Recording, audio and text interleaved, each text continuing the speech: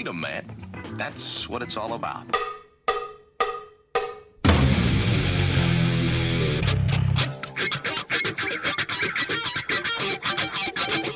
You've got to groove on freedom, like the good book says.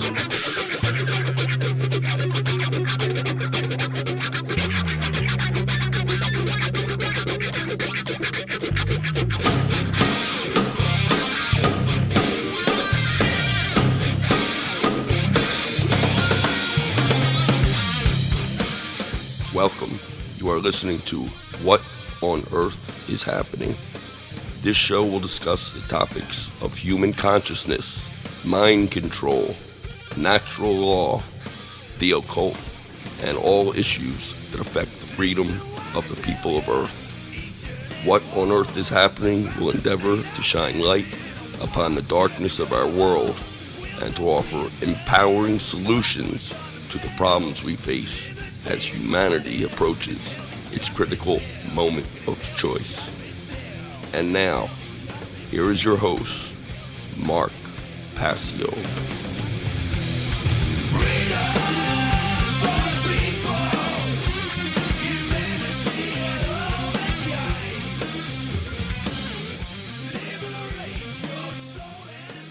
Welcome, one and all. You're listening to What on Earth is Happening right here on the Oracle Broadcasting Radio Network.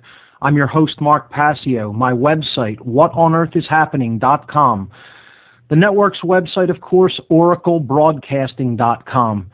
This show is live every Sunday from 5 to 7 p.m. East Coast time. That's 4 to 6 p.m. Central. And we have a great show lined up for you here today. Today on What on Earth is Happening, for all 2 hours, I will be interviewing book author, video producer, public presenter, radio talk show host, personal consultant, and musician, Mr. Lenon Honor. It's going to be a great show today, and we're going to get to hear a lot of wisdom from Lenon Honor. I do have a couple of event announcements that I want to read before we get into the interview with Lenon. Of course, the Free Your Mind 2 conference coming up here in Philadelphia in 2013, April 25th, 26th, and 27th. Free Your Mind returns to Philadelphia with a 3-day conference featuring top caliber whistleblowers from across the country who will shed light upon our world's problems and bring forward empowering solutions. The location is the beautiful Arch Street Meeting House at 320 Arch Street in Philadelphia. The doors will open at 8 o'clock a.m. each day. Featured speakers include Alan Steinfeld, Alfred Weber, Andrew Bashago, Ben Stewart, Bob Tuscan, Kathy O'Brien, Curtis Davis, Dr. Dream, Frater X, Freeman Fly, Jan Irvin, Jay Parker, Jim Fetzer, Larkin Rose, Laura Eisenhower, Lenon Honor, Loren Moret, myself, Mark Passio, Mark Phillips, Marty Leeds, Randall Carlson, Ross Ben, and Sonia Barrett. Advanced ticket prices for the Thursday conference, $30. For the Thursday meet and greet, featuring vegetarian cuisine, and I can confirm that we are in talks with the Divine Hand Ensemble to bring them to play a concert, a theremin concert, after the meet and greet on Thursday night.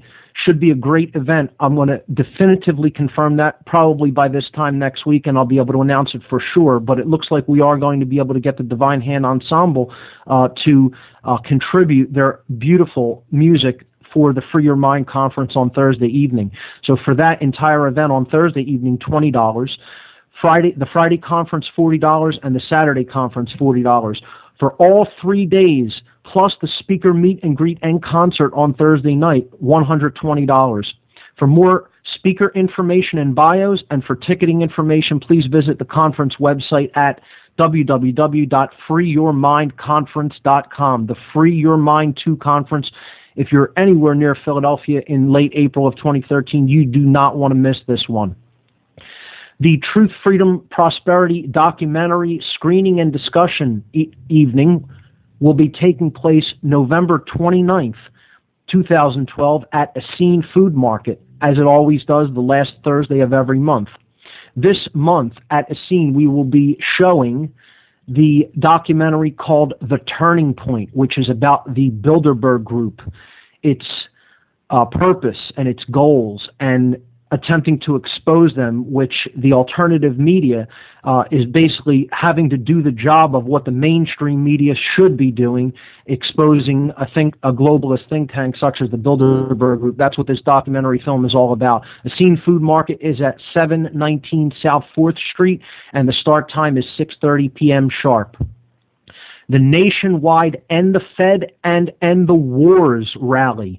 So the End the Fed rally is coming together with the pro-peace movement, the anti-war movement, and coming together for a dual rally and march at every Federal Reserve branch in the country on Saturday, November 24th at noon. The nationwide End the Fed and End the Wars rally. In Philadelphia, this event will be taking place again at noon on November 24th in front of the Federal Reserve Branch Bank of Philadelphia, which is located at 6th and Arch Street. They usually do a few speakers out in front of the Fed Bank building, and then there's usually a march up to City Hall and back.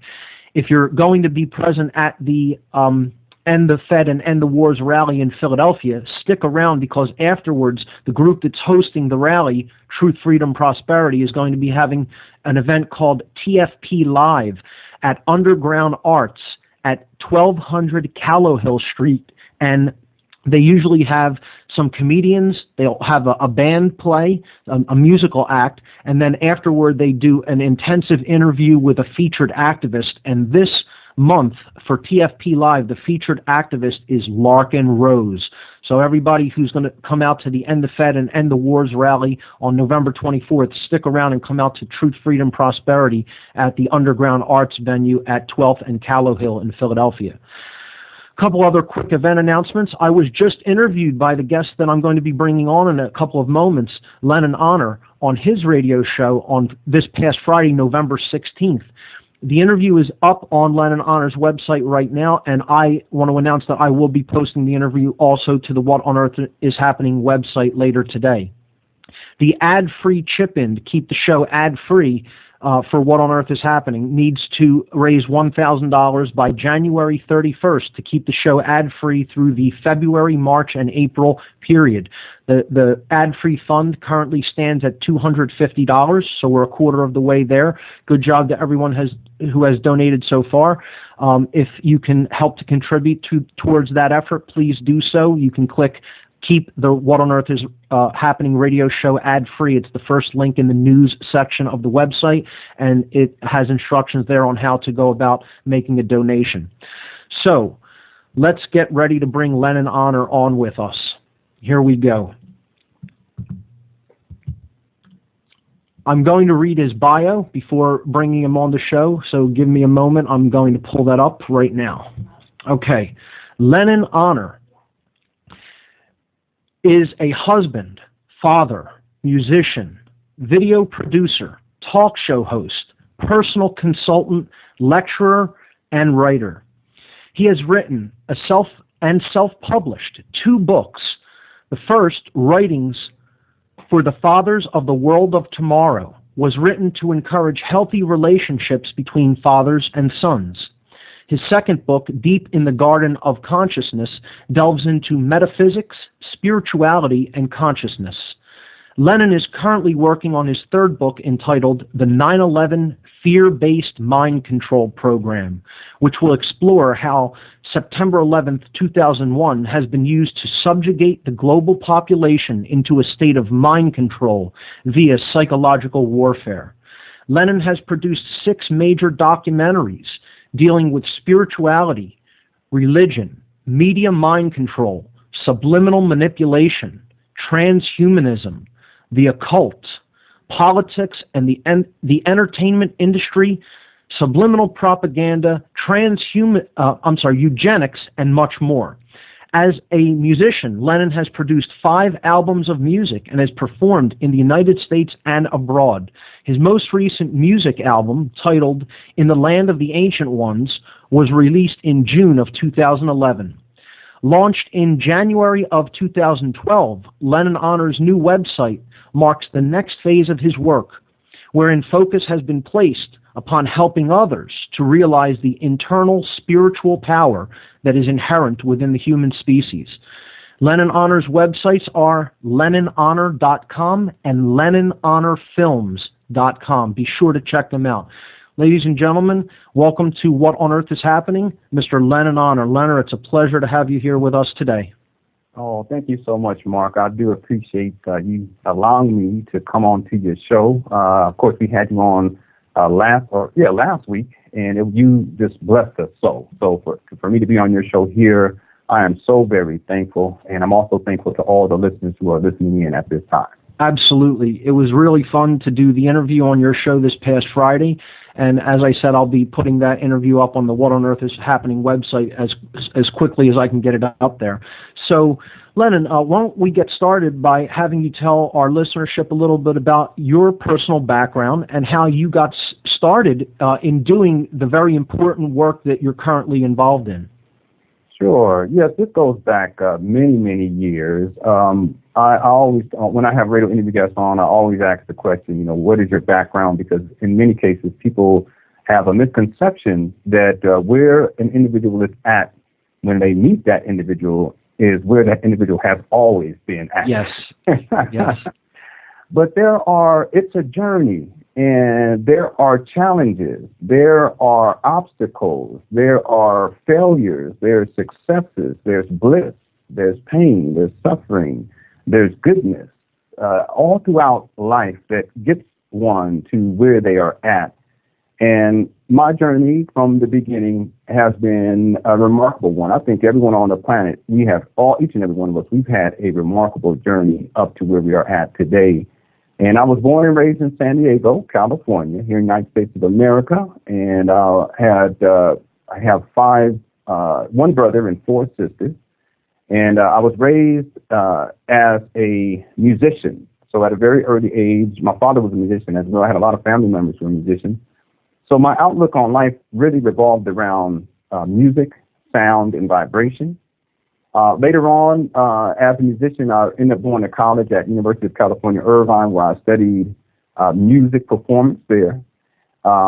During that time, I was also actively involved in community groups. I was the president of the African American Student Union, so there was a lot of political movements, if you will, that I was involved with.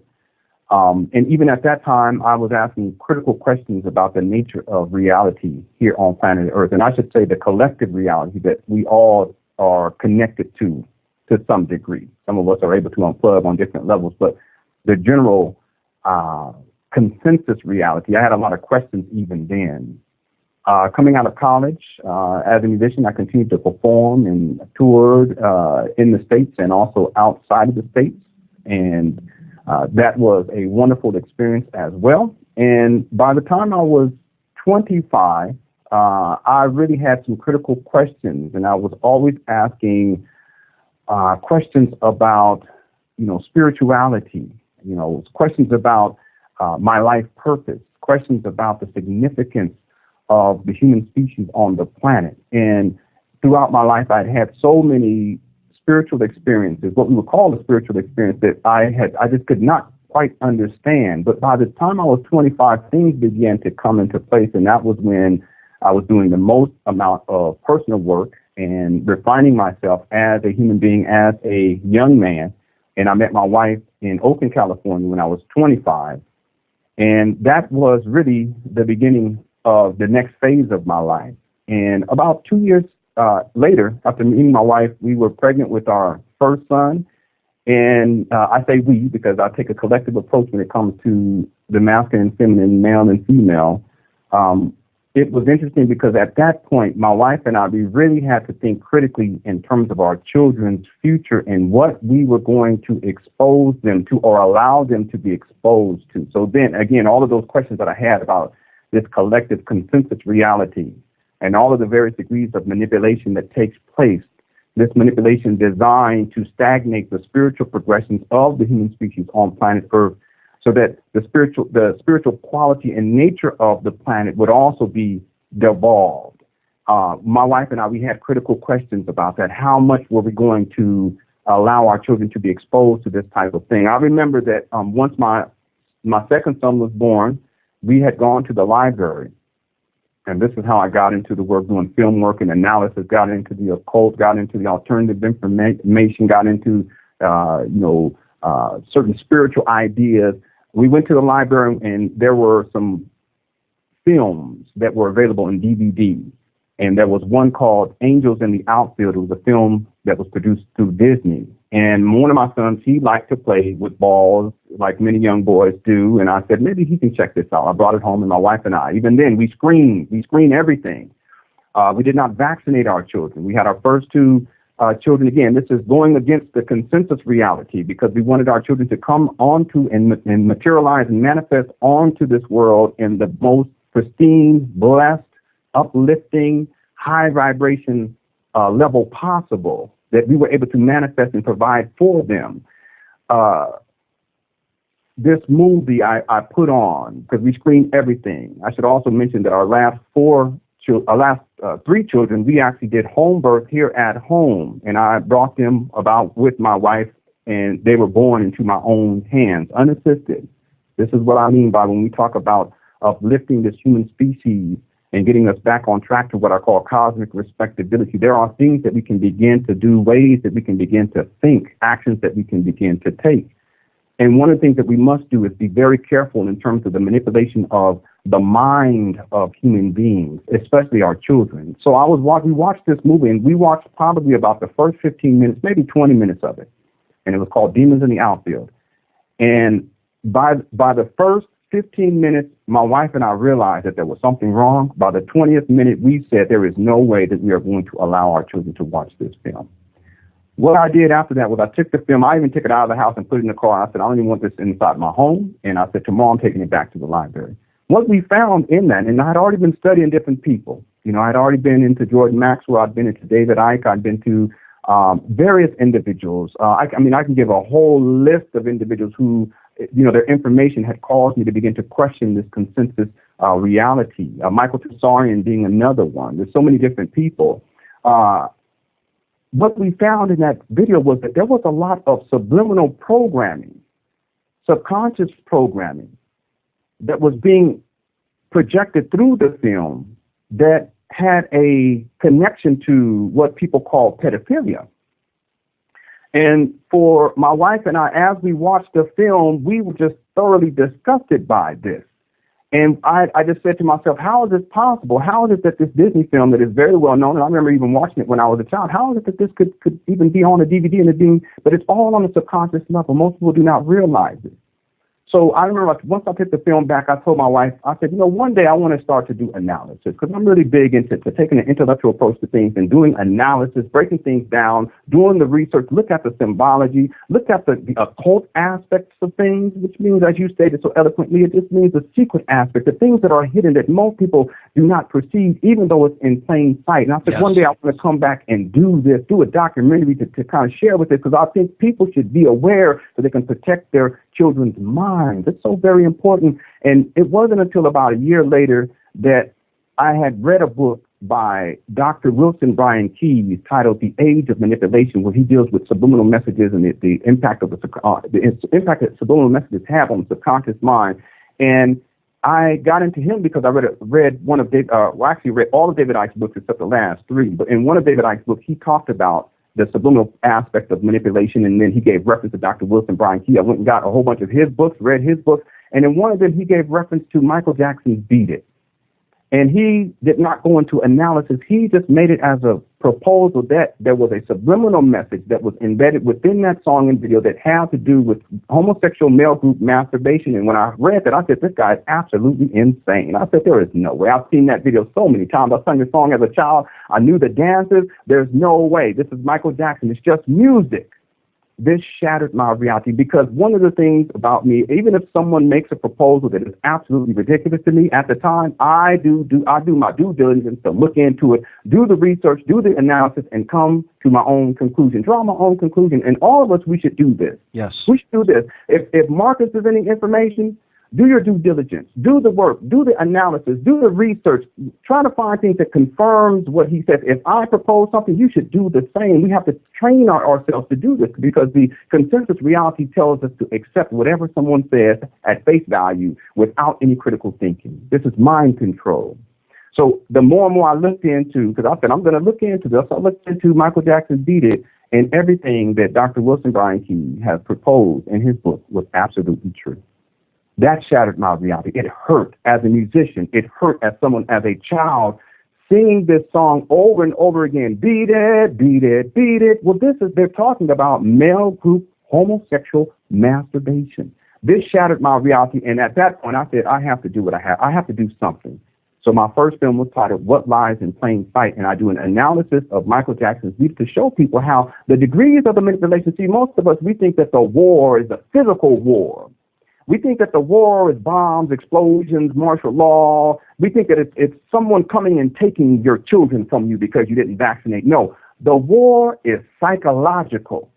It is about the manipulation of the mind. It is about, if I can say, the manipulation of human consciousness on planet Earth. That was how I got started on this journey. And since then, I've produced many, many documentaries. I started my own radio show going back years ago, and I've just addressed so many different topics because the depths of the manipulation, as you know, Mark, is quite profound.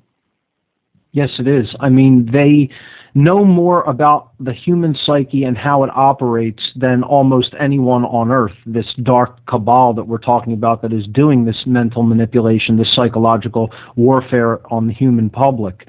And the real key that what we need to do is we need to understand ourselves more, much more, to the extent that that knowledge will help us to steel ourselves, to protect ourselves against such manipulative efforts. Without that knowledge, we're defenseless. But with a deep knowledge of the human psyche, we can protect ourselves against these mental and psychological manipulation techniques. Yes, absolutely. And that means that we have to study. We have to research. We have to understand aspects of human psychology. We have to understand the manipulative techniques. There are so many, and you're aware of this. There are, because we can go category by category. Sure. We can look at religion and the indoctrination, procedures that people are indoctrinated into accepting these belief systems that, if you really think about it intellectually, they make no sense. I mean, even if you want to look at it spiritually, it makes no sense because ultimately it causes the individual to externalize their power. They feel weak. They feel helpless. They feel like something out there in space is going to save them. And in the process, they don't do their due diligence. They don't do their personal work. They just externalize their power onto something else. Well, this is part of the control network. As long as we externalize power, we will continue to be, as a species, we will continue to be oppressed. It's really that simple. We can look at the education system. My wife and I, we do homeschooling. We didn't vaccinate, we homeschool. This is another area. If y'all remember, for those of y'all who was born and raised in the public education system, that is not a place where individuals are given information that we can use to protect ourselves from the various degrees of manipulation. In point of fact, it is merely an indoctrination procedure that we engage in through the public education system. So we can look at it on so many different levels. You've outlined so many different levels, and that's why it's so important that each and every one of us, we have to study. We have to research. We have to look into individuals like Mark Passio, some of the other individuals I've already mentioned, and there's a whole host of other folks that we can get into. And it's not that we simply accept what Mark says or what I say or what anyone else says. The idea is that you do your due diligence, you research, you educate yourself. You begin to think critically, you ask critical questions, and then you draw your own conclusion. And based upon what you have learned, you use it to empower yourself. Once you use it to empower yourself, the suffering ends, the manipulation ends. This is to say that all the degrees of manipulation, because we can go over a list. I mean, it is so profound, what I call the superstructure and the various degrees of manipulation. Regardless of the degrees of manipulation, it always comes back to the individual. In the end, we have the power. In the end, we either consent via ignorance or via understanding to a particular reality. It's up to us. We either consent or we don't. We choose to create something different. My wife and I, we are choosing to create something different. And that's why I'm trying to inspire folks to just reclaim your power. At first, it's about reclaiming your sight so you can see the various degrees of manipulation. But a lot of folks get stuck there. That was my whole motto. Reclaim your sight. See the manipulation. See the various degrees of manipulation, whether it's in government, whether it's, the politicians, whether it's in the education system, whether it's vaccines, whatever the case may be. See it for what it is, but ultimately come to a place of personal empowerment wherein now you begin to create a reality that transforms the nature of our collective reality on planet Earth. That is a creative process. But as you stated, we have to do the research, and we have to study, and we have to take the time to think, to ask critical questions. And if we do that, we can set ourselves on course to where we can begin to make appropriate decisions, and we can make the best decisions for our children as well. That's exactly right. And again, that is all only possible if we do our own due diligence, if we do our study, and if we do our research into human psychology. Again, if we remain in ignorance, we're going to be open to all of those manipulation tactics, not only for ourselves, but then we're going to be exposing them to our children as well. And future generations are going to be growing up with the same problems that lead to all of the self-inflicted suffering that we are currently experiencing. Yeah, absolutely. It perpetuates itself. See, we all have to understand that this system has been here for a long time. It's not anything new. See, it's ancient. It is ancient. It is ancient. We have this misconception. Once we begin to see it, again, we reclaim our sight. We have vision. We think that it just started. No, it has been on planet Earth for such a long time. So what that means is that unless we begin to transcend space and time, meaning that we can transmit information cross-generationally that will empower the next generation, it will continue to perpetuate itself. So as you stated, we have to engage in the process of educating ourselves, researching, but then also passing it on to future generations. That's what you're doing. That's what I'm doing. And I'm doing it over the internet, but I'm also doing it inside my own home. Can you imagine, Mark, if when you were born, your mother and father knew what you know now? Oh, wow. It would be hard to imagine the path that my life would have taken if that were the case. Oh, my. And I can only imagine myself. I can only imagine myself. So we have to put that in context for those who are listening in. That we have an excellent opportunity that if we so choose, we can take what we have learned, continue to learn, but take what we have learned, and the idea is to use it to benefit ourselves. It's not enough just to know. It's not enough. It has to become practical. That's one of the things I appreciate about you is it's not just about giving people the lens through which they can begin to perceive the various degrees of manipulation. You also give solutions. See, that's it. It's about the solutions. What can we do with this information to empower ourselves? And it must transcend space and time. We must reach into millennia into the future. We have to reach into the future, not just simply holding back to the past.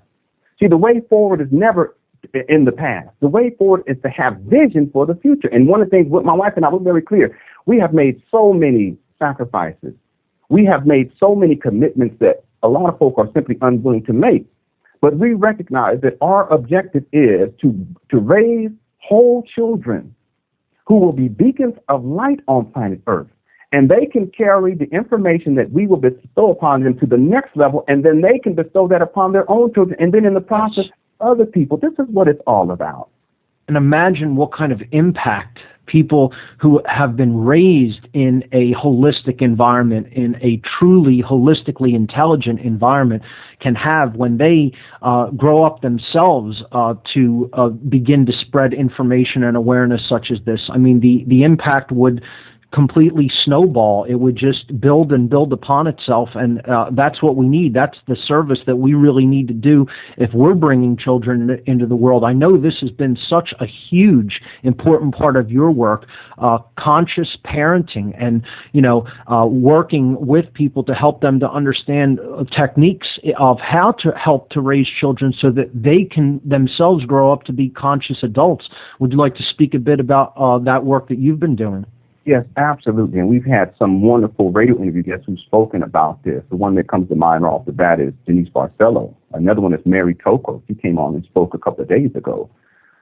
There is a need, and we can get into spirituality and metaphysics. There is a need for this species to come back to the realm of cosmic respectability. And you talked about this. There are spiritual laws. Absolutely.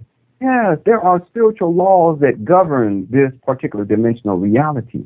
And when you come to understand these spiritual laws, you realize that you have, as you eloquently stated, we have free will, but then there are also laws that govern the direction of our experiences here. And you gave a couple of examples. It was fascinating, too. I was smiling. I like to say, yes, we're in a free will zone, but there's no such thing as free will without consequence. We choose, we make a behavior, we act, and then there are consequences for those behaviors. Absolutely. That's it. The consequences. And one of the things that has happened is that the human species has become so devolved. And I'm saying collectively, and I'm part of this. We are all part of this. I don't say like someone's less than or someone's greater than. I'm talking about the species. See, my whole orientation is how do we get this whole species back on track to cosmic respectability? This is when, as a species, we come into a level of understanding as to particular spiritual laws. And one of the spiritual laws that governs this particular dimensional reality is that we must be responsible for all that we create. And so when I say responsible, that is absolutely what you are speaking of, that there are consequences, and we are responsible for what we do and the consequences of what we do. Now, let me tie this to children, because the greatest creative act that an individual, as a human being, that we can do on planet Earth is to bring forth another life.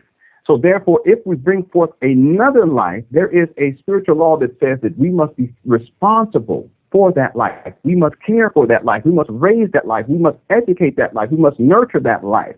We must love that life. We must give to it all that it needs so that it can flourish and become its maximum potential. You see, the manipulation that we find is what takes away that sense of we're reaching towards our maximum potential. It is the maximum potential that we call true ascension on planet Earth. And this is when we get back into the realm of cosmic respectability. So part of what I'm saying is that when we really look at it that way, when we conceive children, it is serious business. As a matter of fact, whenever you create anything, it is serious, because not only is what you're going to create be something that you must be responsible for, but what you create is also going to impact future generations here on planet Earth. It's going to impact the quality of life on planet Earth. So, Mark, when you do your lecture series, when you do your radio show, this is your creation. Your creation is manifesting in the physical. Yes. People are listening to it. It is impacting human consciousness. It is transforming the vibrational field here on planet Earth. You are responsible for that. That's right. So whatever it is that we create, we must be responsible for it. And when we talk about conscious parenting, above all else, when we have these beautiful, beautiful children who are symbolic representations of ourselves, we must be consciously aware of all that we are doing, from conception to birth and beyond. And guess what, ladies and gentlemen? In order to come unto that level of understanding, this is where we have to do the internal work, the personal refinement. Am I the best man that I can be? Am I the best father that I can be? Can I become greater? See, these are the critical questions that we have to ask. See, the power structure that we find ourselves under, it stagnates our progressions in life to such a degree that we don't recognize our true power. It's all about externalizing power. See, that's what this whole system is about. It is about externalizing your power. So instead of you raising your creation, you externalize your power to raise them and educate them, and then you hand your child over to the state to be raised within the school system. Instead of feeding your children nutritional foods, the system is designed to have you externalize your power, so now it's about McDonald's and Burger King.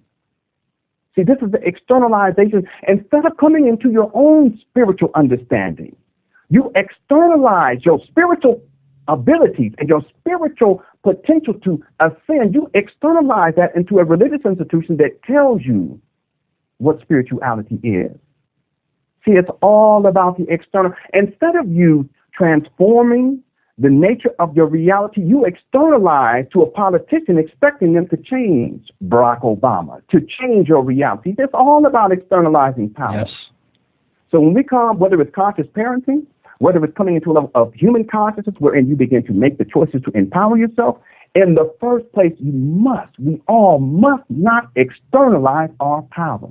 See, this species is far more profound and powerful than we have been told. That's right. When we begin to understand this, I have this saying, this whole power structure, when we understand our true power as human beings, as spiritual beings, when we embrace the spiritual component of ourselves, the control network in the power structure becomes nothing more than a faint mist surrounding a blazing sun.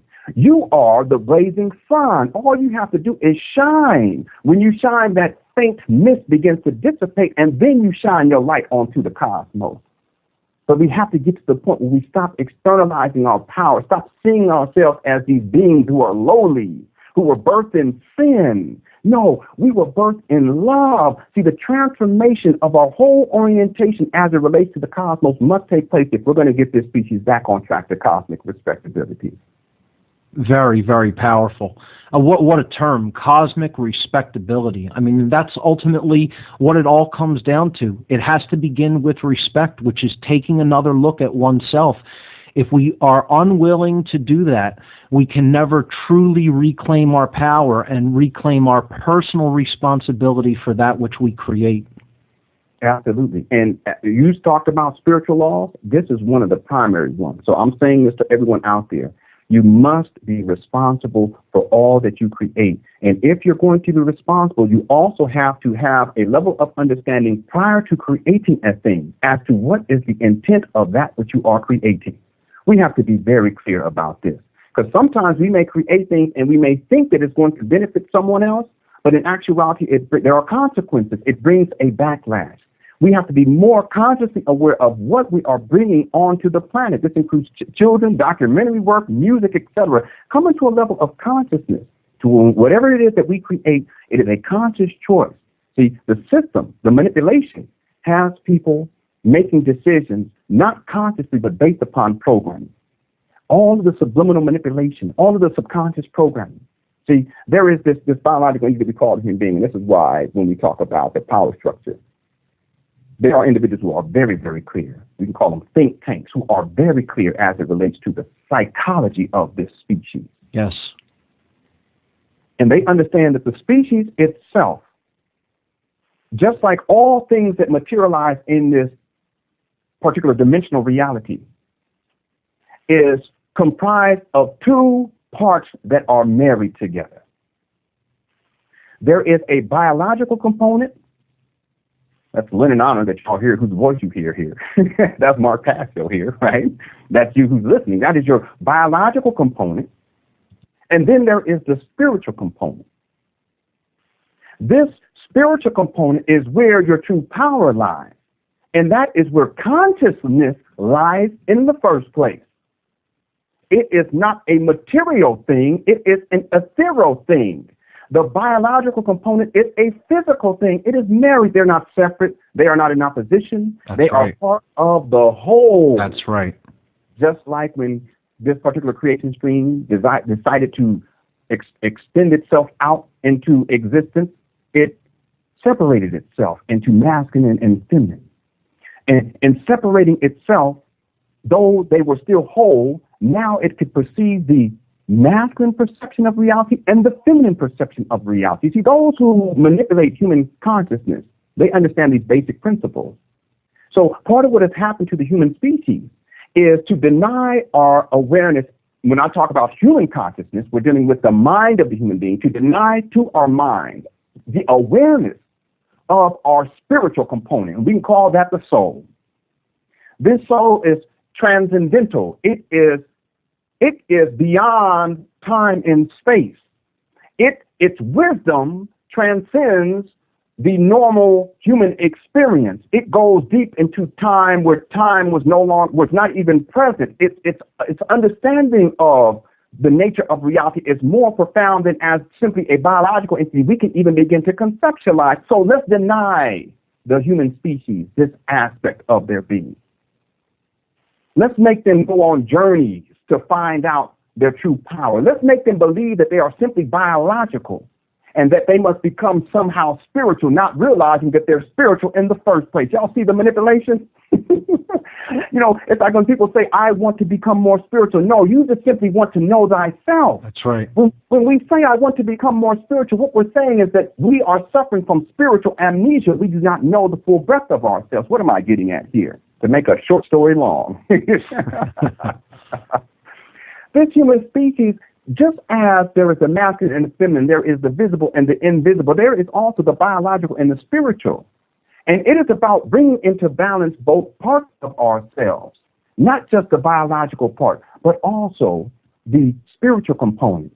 Now, this directly relates to the consciousness of the human being. The consciousness of the human being is comprised of two parts. We're all comprised of at least two parts, ladies and gentlemen. We are all comprised of at least two parts. We are multidimensional. This mind of the human being, there is a higher level of this mind or human consciousness, and we can call that conscious awareness. And then there is a lower quality here. And it's not that it's less than, because it's all part of the whole. That is the subconscious mind. And there's that line in the middle. That is the subliminal. It is liminal, below that liminal. Liminal is below the normal auditory or visual perception of the human being. What has happened is that the vast majority of the human species has been programmed to operate based upon their subconscious programming, not based upon their conscious mind. The conscious mind is closely associated with spiritual consciousness. The subconscious mind is largely associated with our base carnal reality here on planet Earth. That's why all the various degrees of manipulation, if y'all really take a look at it, it's directed toward causing us to have particular emotional responses that are tied to our lower nature. Exactly. Exactly. Fear. It's all about death, destruction, carnage, sex. It's some of the most graphic, heinous sexual projections that you can even imagine. Pornography comes into the picture. This is appealing to that base level instinct of human beings. See, ladies and gentlemen, the biological instinct we call the human being, its biological nature is that of an animal. The spiritual nature is illumination. It is elevation. It is transformative. The idea is that when you begin to operate based upon your conscious awareness, you begin to ascend the workings of the biological entity that we call the human being. You see, this is true spiritual illumination. This is what folk had called Her-in-Akhet, or the Sphinx in ancient Egypt or ancient Kemet. You have the head of a lion and the head of a human being and the body of the lion. The body of the lion was the lower nature. Right. This is the animalistic quality of the human being. That's exactly right. Yes. And I know you know this because Yes. you studied this. The head means it is conscious now. It is a human being that is reaching to its higher nature. You can even look at the chakra system going up. The same rule applies. So what has happened is that most of us, we've been manipulated to deal within the scope of our lower nature. And when we talk about getting the species back on track to cosmic respectability, it can't come that way. See, the spiritual agreement that was made between that which created the human species, which was a physical entity in and of itself. I don't know, we want to believe that somehow with this God being out in space, that's a whole nother topic for a whole nother time. This too is externalization of power. In creating this human species on planet Earth, there was an understanding that it operated initially as nothing more than an animal. That's why most of us, we operate just like an animal. We have these autonomic functions we don't even have to think about. We don't have to tell ourselves our heart beats. We don't have to tell ourselves open and close your eyes. We don't have to tell ourselves, okay, breathe. We don't, because this is all part of the autonomic nature. This is part of our autonomic functioning. It's tied to our biology, our physiology. All of this is encoded within our DNA. This dynamic in terms of the human species, in terms of it progressing beyond its condition when it was first created, it would not provide for its elevation spiritually. So there was and I'm using this symbolically speaking, ladies and gentlemen, a spiritual contract which was made, if you will. Wherein now there were spiritual beings that went into contract with the biological entities that we call human being. That spiritual being is the other half of you, ladies and gentlemen. This is consciousness itself, which does not exist in the earthly domain. It is projected from the ethereal through what we call spirit into the material, which animates this biological entity so that it can begin to reach beyond its autonomic functioning. What has happened is we have been locked into a prison of autonomic functioning. How so? Because we have been programmed to operate based upon our subconscious programming. And see, that is why all the degrees of manipulation, it is designed to impact not your consciousness, because your consciousness reaches beyond this domain. It is not to manipulate your soul being, if you will. It does not have the power to do that. It is issued so as to manipulate your subconscious mind, which is tied to your animalistic nature. So this is to say that in many cases, we believe we are making choices, conscious choices, but it's nothing more than programming that was embedded into our subconscious mind until we come into a level of consciousness as it relates to our perception of reality as a human being.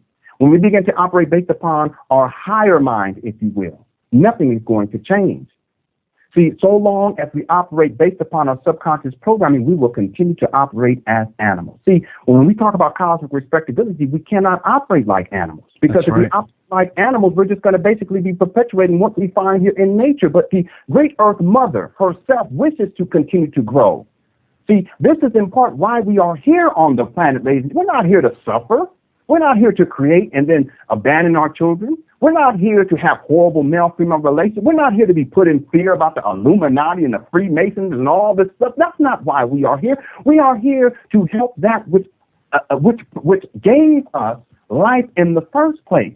We are here to help to ascend that being which bestowed upon us life in the first place. But we can't do that if we operate like animals, because nature works in this way. Nature functions to maintain nature as is, and this is fine. However, once that which created something wants to reach beyond that and wants to become something greater, we can no longer simply operate within the scope of our natural tendencies as a biological entity.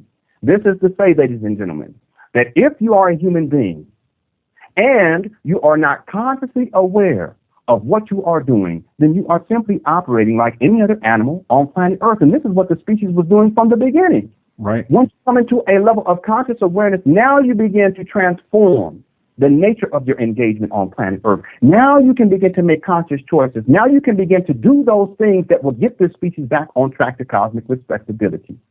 And see, that subconscious manipulation programming that the cabal is constantly projecting at us, it's all designed for ultimately one purpose, and that's to get us to identify with that lower nature which you were speaking of.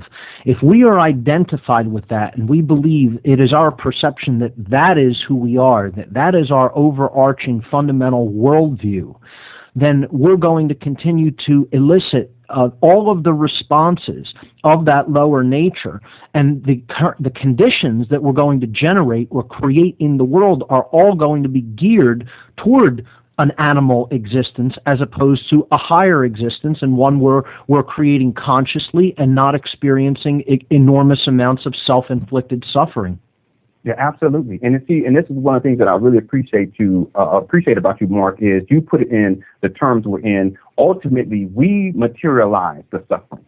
Right. That is so very true. It's not that there's someone else out there who is making anyone else suffer. You know, that's not it. It's whether or not we accept that base level perception of reality that is being embedded into our subconscious mind. See, we can either make a choice to accept it or to reject it. It really comes down to that. It's not that someone else is causing us to suffer. Right. It is based upon our choices that we make. And if we make conscious choices, well, then we will have conscious results. If we make unconscious choices, then we will suffer. We will basically buy into whatever the program is, and then we will materialize without even thinking about it. See, that's what these animals do. See, they run a particular program every single day. They run the same program every single day. If we're going to ascend the species back into the realm of cosmic respectability, we have to spiritualize the biological component. Y'all understand this dynamic? See, we think that somehow we got to go find spirituality. No, you are spiritual. That's the other half of you. The objective is to change your orientation to the cosmos. You are not just a human being that is subject to all this manipulation. You are a conscious being that is far more profound than we have ever been told, that is bestowing spirituality unto yourself. You bestow that upon yourself. This is when you come to a level of consciousness. This means that you make conscious choices now that reaches beyond the autonomic functioning of the human being. This is to say that there are people who are walking around that are basically operating. See, even if you took away consciousness from the biological entity, spiritual consciousness, because if you take spiritual consciousness away from the biological entity, it will still function as is. It will still reproduce, it will still eat, it will still do everything, it will still breathe, it will still do all the things that any other animal would do. See, our responsibility what it means is that we have to connect, make the connection. It is a spiritual connection between one half of our existence that we have been led to identify with, which is being so manipulated over time. Right. Make the connection between that half of ourselves and our spiritual self. When we do that, we can also take it to the next step and say, what am I? Who am I? Is Lenon honor, this biological entity talking with y'all here, but what am I? I am a cosmic being that is bestowing upon this biological entity spiritual consciousness, so that this biological entity can begin to reach beyond its autonomic functioning. And as it reaches beyond its autonomic functioning, it becomes more spiritualized. It begins to do those things that are in line with that which needs to be done for cosmic respectability. That's the true challenge here. So powerful. I mean, I just can feel the energy of what you're speaking of, because that's really what this is all about. That's the entire way out, is to reach down deep into ourselves, ask ourselves that ultimate question of who are we, and make the connection that you're talking about between the physical aspects of ourselves, which are of course important. We don't want to abandon that, because that's what helps us to have an experience here in this domain, but to ultimately go even far deeper and past that, and to make that connection to the spiritual reality of ourselves as cosmic beings. And when we do that, the entire worldview that we previously held completely changes, and as a result, we are empowered. We step outside of that identification with that lower self, and we make that connection, that bridge to the higher aspects of the self. From there, all possibilities become possible, and the program that we were running, this lower nature program, no longer maintains control over the totality of the being. Yeah, absolutely. And see, it's interesting because, as you stated, this understanding, this is what the occult is. Yes. Yes. That's all it is. That's all it is. You know, and you've broken it down. You know, it just means that it's hidden, it's secret. Yes. There are those who would call us occultists, Lenon, and while that may be the case, we have studied the principles of the occult and occultism in general. I like to refer to people like us as de-occultists. Yeah. We are taking that which has been hidden from humanity for all too long and revealing it to the light of day, so that people can put it into practical applications in their lives, and therefore heal themselves and create a better experience in their world. Yeah, and that's what it's all about. You know, and as you stated, there is this misnomer, if you will. You know, you've talked about, you know, etymology and the manipulation of words, and how people, they may hear one word, but it means something totally different. Yes. People have this reaction whenever they hear that. Well, it just means secret. What is the secret knowledge that has been denied to the human species that will allow the species, once understood, to begin to move beyond its autonomic functioning in the various degrees of programming, much of which is subconscious? You know, this is psychology. That's all it comes down to. It's psychological warfare. What is the secret? What is it that we need to know? And we can go through, I mean, there's so many different levels to this that we can get into when we talk about, you know, what people would consider to be the occult. But fundamental to this is the realization that we are much more powerful than what we have been told. See, as long as we externalize power, and this is part of what the indoctrination, okay, you must externalize your power. You go to school, and while you're at school, you're told what you need to learn. You're told when to go to class. You're told when to go eat, when to go to recess. It's the externalization of power. Whatever the person says that's teaching you, you cannot question it. You cannot ask any critical questions. And then if you get through school, if you like to go into, you know, a higher education, then you're going to find the same dynamic play itself. You get to get mind control to the next level and to the next degree, as they say. So the more degrees you have, that just means that you've been indoctrinated further along into the system. It's all about externalizing power. We go to the church, and there's some dude sitting up there on top of the pastor, and he's telling people what spirituality is. How is that possible? How is it possible, if we are infinite beings, how is it possible that one person can tell you what spirituality is to you? These are the secrets. It's your work. That's your work to do, to discover within yourself. Absolutely. Yeah. And see, it's more empowering. See, but then what happens is that as soon as someone hears the word occult, which simply means secret or hidden, people they just flip out. No, what you're doing is you're reacting. It is based upon the subconscious programming. It is based upon the manipulation causing the individual to react this way, not realizing that which was hidden from them was what they need in order to progress in their life, to become full, thriving human beings that have a spiritual connection to consciousness itself. That's the secret, ladies and gentlemen. That is exactly right. Exactly. And that's all the occult is. It's ancient psychology. psychological knowledge that has been hidden from humanity, which is really its birthright. This knowledge is humanity's birthright, and we are simply trying to unveil it, to unmask it, to take it out of hiding so that people can grow and prosper as a result of holding that knowledge within themselves.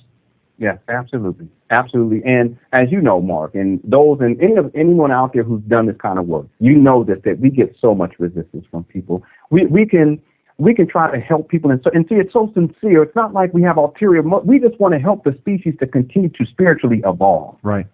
You see, that's the whole calling. See, I have this understanding that this species is here to assist that which created it, so that which created it can continue to progress spiritually. So in this sense, we have to be very careful. When we have children, our children are there to assist us in growing spiritually. Did y'all know that? See, we've been told the opposite. We've been told children are a burden. They cost too much. Children, they're going to take up all your time. You're not going to be able to do. Your life is over. I've heard people say things like this about creation itself. Your life is over once you have children. What a testimony as to the level of ignorance. See, this is the antithesis of the secret. This is the programming that we have been given. This is the total disempowerment of the human being, because when we are able to materialize a new version of ourselves, we are extending ourselves beyond our space and time as a single human being. Now we're reaching into future generations, and that's what my children are. They are me. My daughters, they are the feminine representation of me. My sons, they are the masculine representation of me. I am moving forward through them in time. When I leave this body, I will still be here in their form. This is the secret. But we've been told the opposite. We've been told that children, they're just going to take away from your life, all these different types of things. And it becomes apparent at a certain point.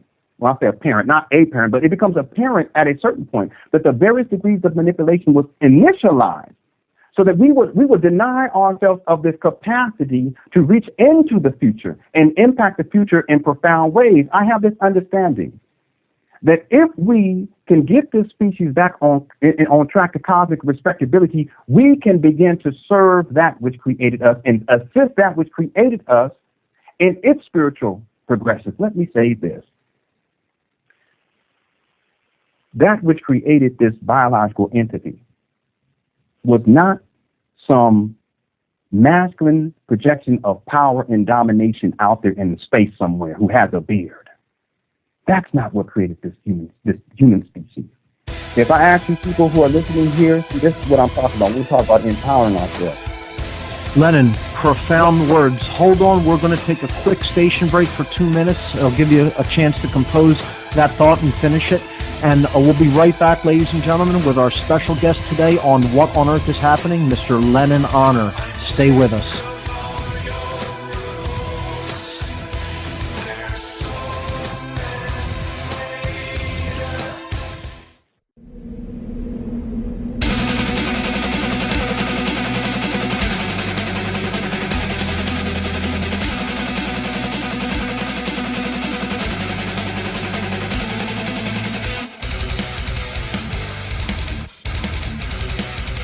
Welcome back, everyone. You're listening to What on Earth is Happening here on Oracle Broadcasting. I'm your host, Mark Passio. My website, whatonearthishappening.com. Today, my special guest on the show is husband, father, musician, video producer, talk show host, personal consultant, lecturer, and writer, Mr. Lenon Honor. And we're going to get right back to Lenon in just a moment. I want to give the call-in number for the show because if time permits, I'd like to take a few calls for Lenon from the listening audience.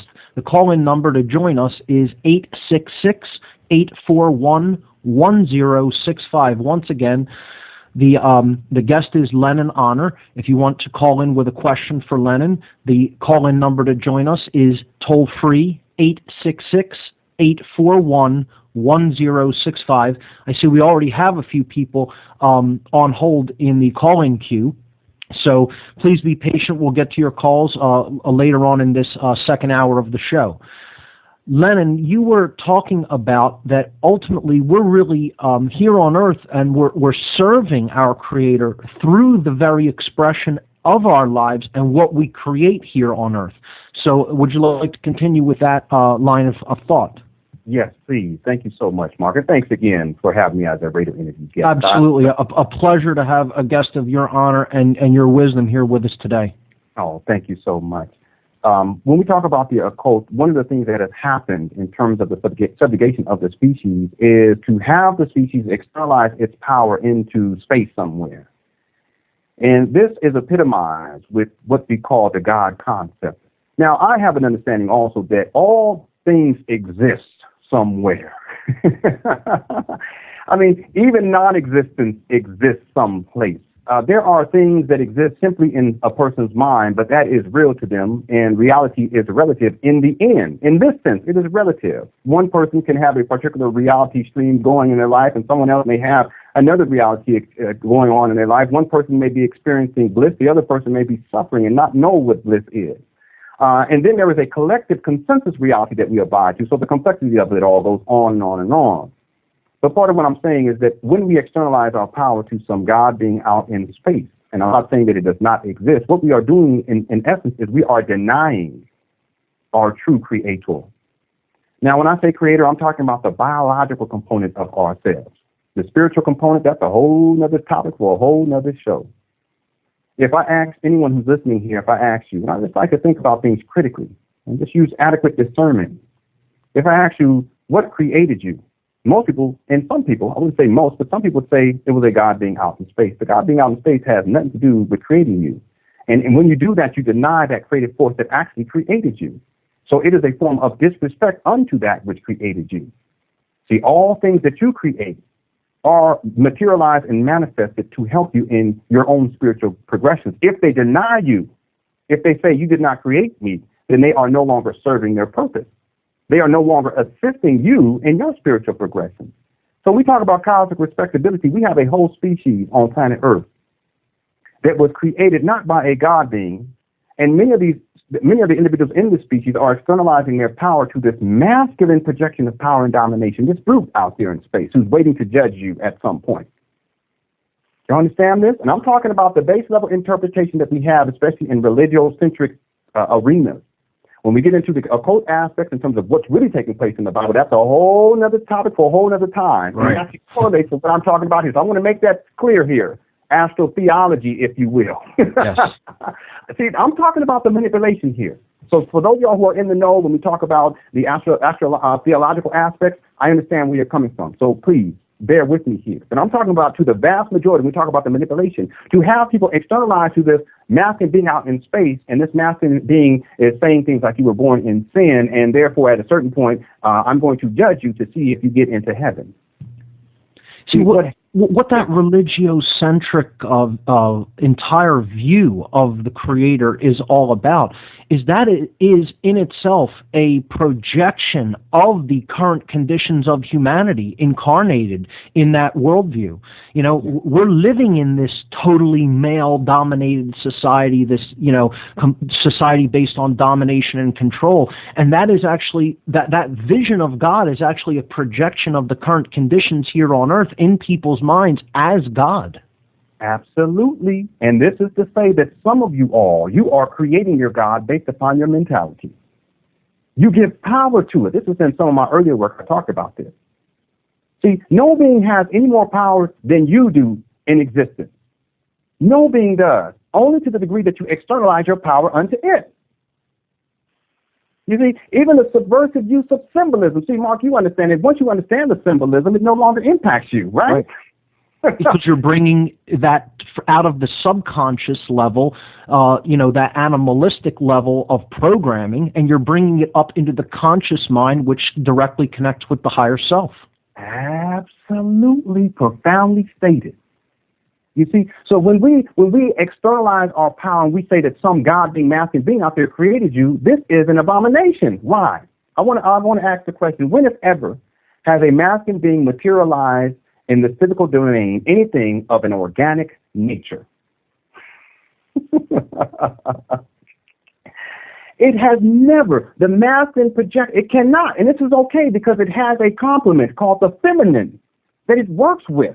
in order to create in the material realm. I'm talking about of an organic nature. Sure, we can make a skyscraper. Sure, we can, make a house. We can build. I'm talking about of an organic nature. The biological entity, it is the biological nature that we call a human being. It is an organic nature. When, if ever, in this dimensional reality have a masculine being created anything of an organic nature, anything so below, as above, so below. Why then we expect some masculine being out in space to be able to create something of an organic nature here on planet Earth? It cannot be done.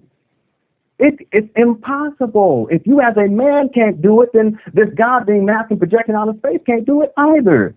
Because the same law applies. That nothing in this material realm that is masculine can create anything of an organic nature. We can go into the laboratory and try to create things, but everything that we use as men to create, it comes from something else that created it, that was of an organic nature, and that which we use is of an organic nature, and that was sourced from something else. And I asked a critical question, was it sourced from? This is where it gets deep here. Nothing of an organic nature exists here on planet Earth, irrespective of that which created these things. And it was not a masculine being out there in space that created it. Many of us, we externalize our power to. This is why we are held in such low regards in the cosmos right now as a species, because we have denied that which created.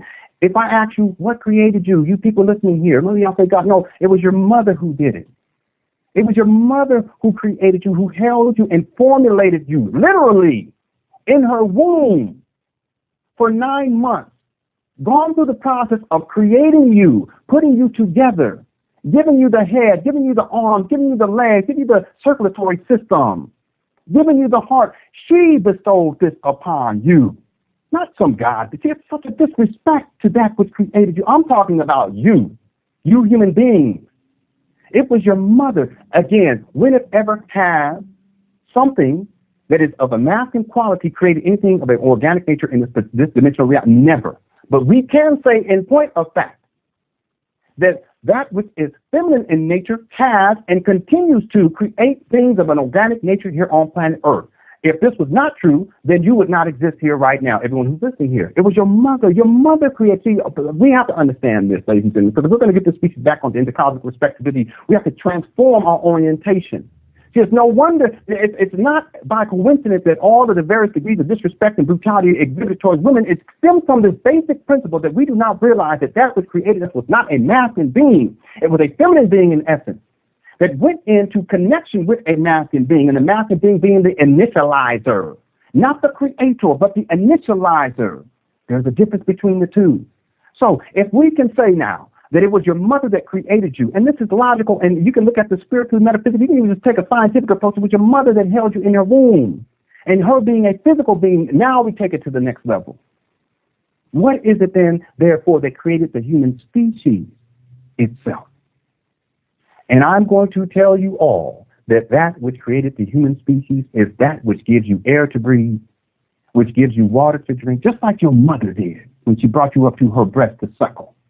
That gives you all of the materials that you need in order to live and then to create things. So that you can have a house and a roof over your head. Understand this, ladies and gentlemen. When we talked about that basic principle, spiritual law, that you must be responsible for all that you create, your mother is responsible for you every single day by providing you with the air that you breathe, the water you drink, the food that you eat, the water that you drink, the food, shelter, all that. She provides this. I'm saying she does this. And what is she? She is the great earth mother. Just like the fruit on the tree, this species was spawned by the earth. When we understand this, ladies and gentlemen, we began to restructure our whole orientation on planet Earth. And instead of projecting the appreciation onto this God being out in space that is waiting to judge you someday and be a brute and is all about war, death, and destruction, I'm talking about the base level interpretation of things when we talk about the religiocentric programming. When we come to this understanding and stop externalizing power, now we get back on track towards cosmic respectability. We are here as a species to grow, learn, and become more spiritual. Why? Because as we spiritualize our biological experience here on planet Earth, we spiritualize the nature of the great Earth Mother's experience. That's why we were created. We're supposed to be helped. In other words, to make a short story long, ladies and gentlemen, we were not here. We didn't come here in sin so that someday we can be judged, so therefore we can go to heaven or to go to hell. That's not it. I mean, come on, ladies. What is that, Santa Claus? Come on. That is so crazy. That's not why we're here. We're simply here to help our mother to spiritually evolve. That's it. That's all. And all of the manipulation is designed to get us sidetracked from this. All of the manipulation that we've talked about, and we can go into even more, all of it is designed to get us off center so that we are not dealing with our higher nature and higher consciousness. This higher nature and higher consciousness allows us to move beyond our autonomic function, and therefore we can become more spiritualized. And as each one of us becomes more spiritualized, what takes place on planet Earth is the energy field of the Earth itself continues to grow in spirituality. This is the marriage. This is the physical Earth and the spiritual domain coming together. This is what it's all about. The union of the masculine and the feminine, the union of the hidden and the seen, the union of the biological nature and the spiritual nature, the union of the lower nature and the higher nature, and yes, the union of the earth and her spiritual component. When they are brought together, she comes into wholeness and completion. And on that day, we will be able to say that we have come into a level of cosmic respectability. Absolutely profound. And ultimately that cycle at a lower scale of us helping the earth to spiritually evolve and progress has a fractal dynamic on the even wider scale, because the earth will help the solar system to progress, and the solar system, the galaxy, and the galaxy, the universe. Yes, Mark, you are so well studied. Thank you so much. Thank you so much. You are so on it. See, I've been on shows, I've talked about it, and people, they sit back like, okay, this guy's crazy. But No, I totally understand what you're saying, and it's so profound. I'm sitting here like in awe. And I just appreciate that, bro. And see, I didn't even have to say that, but it extends out into the universe. It extends out into the omniverse. And it just extends out into all of existence. And that's why we have to take this life experience a lot more seriously. That doesn't mean that we don't enjoy it, because that's part of it. But I'm talking about the value of ourselves as human beings. We are so powerful. We are creating ripples in space and time. We are creating ripples into the solar system. We're creating ripples into the universe, into the omniverse. We are creating ripples that go all the way back to existence when it initially spawned itself out into masculine and feminine form. That's how powerful we are. You talk about cosmic responsibility. Yes. There's no better way of explaining it than what you just laid out there. We are more powerful than we think, and we're ultimately responsible for more than we even think that we are. Yes, absolutely. Absolutely. Well said, Mark.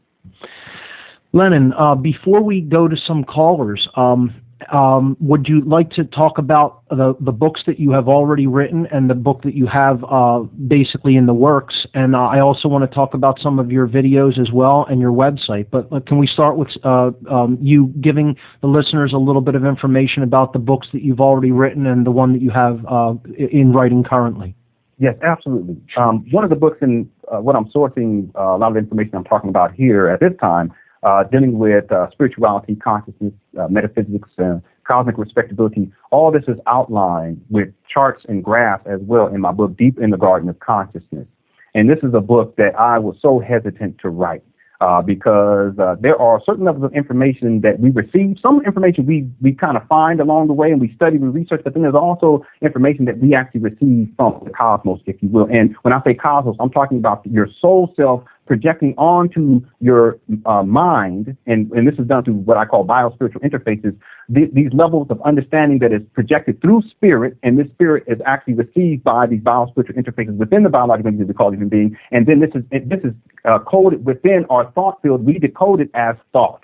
Now, so a lot of what I talk about and what I've been talking about, this is information that stems from this orientation. However, you can also find validation about all this if you look into what a lot of folks would say is occult information. It's just hidden, and it's hidden for a reason. And it's out there in the ethers. It's not like it's not like you can't access it yourself as a human being. It's just a matter of connection to spirit, if you will. So in this book, I outline this relationship between the human species and the earth. I also outline the spiritual significance of our existence here. I talk about consciousness. I also talk about 2012 and ascension, all these different concepts that that I've talked about over the years. I have it inside of this book. It's called Deep in the Garden of Consciousness. And I've also written a book for fathers. It's titled Writings for the Fathers of the World of Tomorrow and for the Women Who Love Them, because as I stated, one of the primary spiritual laws that governs this particular dimensional reality is that we must be responsible for all that we create. And I must say that men, we are so very important as it relates to getting the species on track to cosmic respectability, because we are to be the front line of defense of all of the manipulation that is taking place. That is our responsibility as a masculine being, and that's a whole other topic for a whole other time. And I've done so many radio shows on that particular topic, and I'm going to be starting back my radio show Visions of Manhood in 2013 to address more of that. You can find both of those two books on my website, LenonHonor.com. Just look under products, and then there's a link there that says books. So that's the short wrap up of those. And then I'm now working on a book, and I actually had hoped to have it done by September 11th this past year, but there's so many things that I've been working on. But I plan on having it done before April, because that's when I'm going to be coming to Free Your Mind, the conference that you're putting together now. Yes. So I will be there in that's in Pennsylvania, right? Philadelphia. Yes.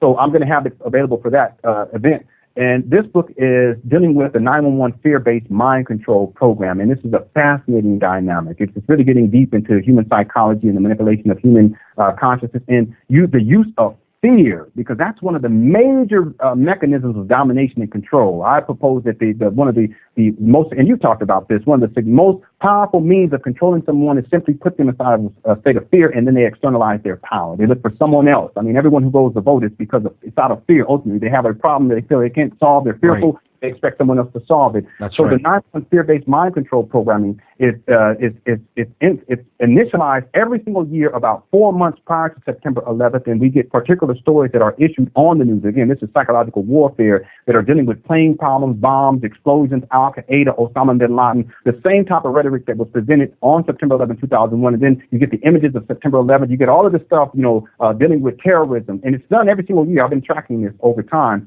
And what has happened, and I talk about this inside the book, is that on September 11, 2001, as an act of psychological warfare, people were traumatized on a subconscious level because most people could not process the event of September 11, 2001 in real time. And what happens in terms of human psychology is when we experience a traumatic experience, what happens is our subconscious mind kicks in order to protect our conscious mind from living and experiencing the trauma. And that trauma is submerged, therefore. And unless we go through a process of healing, it continues to be submerged, and it recycles itself inside of the subconscious mind. I know you understand all this stuff, okay? But for those of y'all who are listening in, so what has happened is that the human species itself on September 11, 2001, it was given programming that initialized a level of mind control via fear by putting the global population into an extreme level of fear that initialized the subconscious mind, and the whole experience has been submerged within the global population's subconscious mind. Now, this is the same technique by which trauma-based mind control works and operates, except this was done on a mass scale. Maybe perhaps for one of the first times, I mean, not the first time, but in the biggest way in modern times, we witnessed a mass trauma-based mind control event. Absolutely. You are so on it, Mark. Yeah, absolutely. It's trauma-based mind control. It's psychological warfare. So what happens is that in that most people didn't heal, and see, until you have clarity as to the event, you're not going to get to a point of healing the actual trauma itself. And see, most people, we just don't have clarity enough. And the whole orientation has been so emotional. There's a reason why when you bring up September 11, people are still getting emotional all these years later.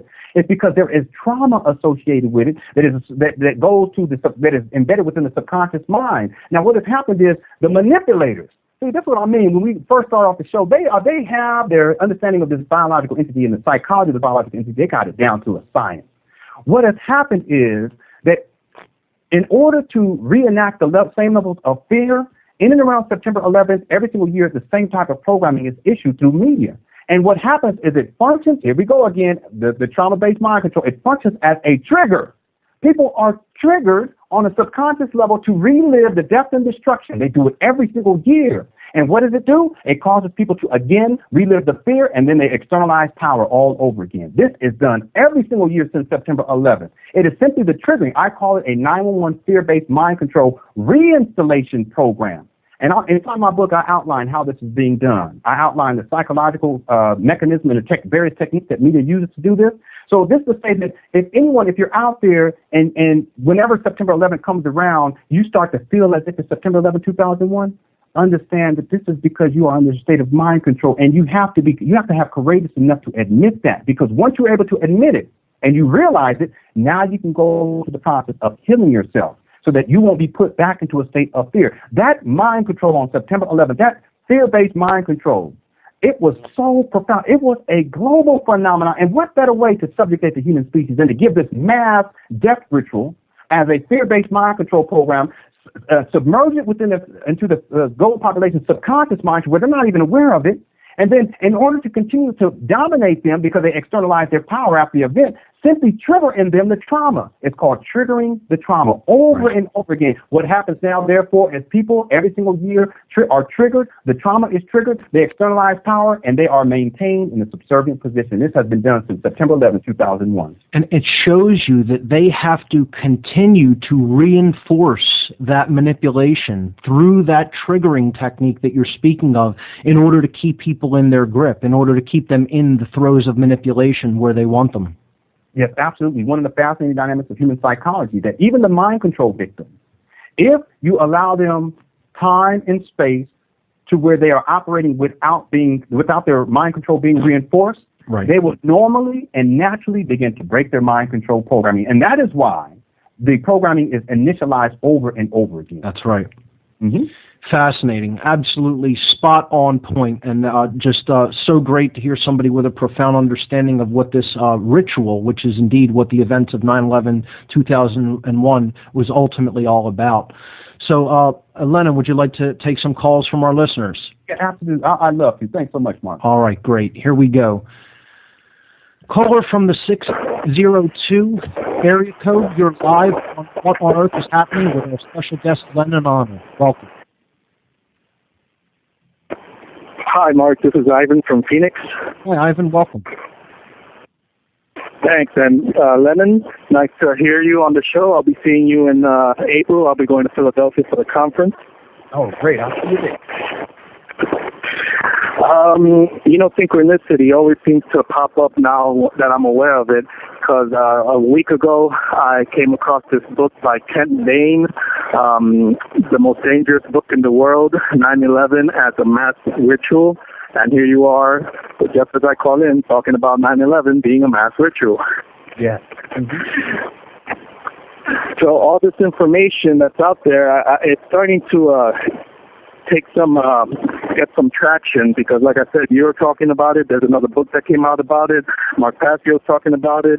And now learning this language, I kind of can see the numerology and the gematria about it.